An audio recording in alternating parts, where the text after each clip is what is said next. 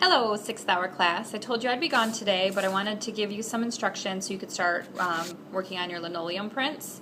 So this is the size of linoleum that you'll be working with. Make sure you put your name on the back because I only have a limited number of these left. So I don't want people to be stealing them. You're not going to carve into them today because I want to be here to give you some instruction with the tools. And I also want to make sure that your design is correct and good. By good, I mean if you have words in it, they shouldn't be like write your name across it. It needs to be backwards so that if you print it, it looks good. And also to check your use of space, because that's really what we're focusing on here is positive and negative space. So anywhere where you leave linoleum and don't carve it out, that's going to have a print. So you need to figure out which way you want to work that out. But just like Kathy Kolowitz, who we talked about yesterday, you need to plan your design before you could start actually digging in, okay? She didn't have a lot of materials either, so she had to make sure that her design was really good.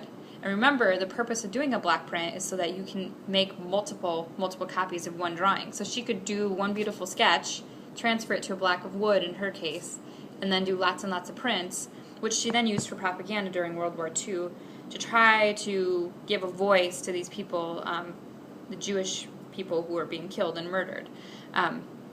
So, okay, got a worksheet for you. There are 4 squares at the top. This is to show me that you are thinking about usage of space and positive, negative space, and also thinking through your design, okay? Try to steer away from the very trite symbols like hearts and stars, okay? Try to create something a little more interesting. It could be as detailed as you want. It could be a scene or a bird or some of those images that I showed you yesterday, for examples. Or it could be simple and just nicely rendered. If you want to look at that slideshow I gave you yesterday, you can ask the sub to log on to my Edmodo site, and the slideshow was up, so you can look through all those pictures again if you want some more ideas. You can also look at Kathy Kolowitz pictures. So the last square on the bottom, this is where I want you to show the sub that you've got a really solid, good design, that you're going to do well, and then from that point he will give you a piece of linoleum. I want you to be ready to carve these when I come back on Friday. So you can either freehand your drawing on the linoleum again, or you can take the sketch that you've created and put your block on it. And we've done transfers before. I don't have a pair of scissors handy, so I'll use these. And you can rub the back of the paper to transfer your image onto your linoleum. So it's kind of hard to see in the video, but transferred my little wave design. Maybe you won't be able to see that.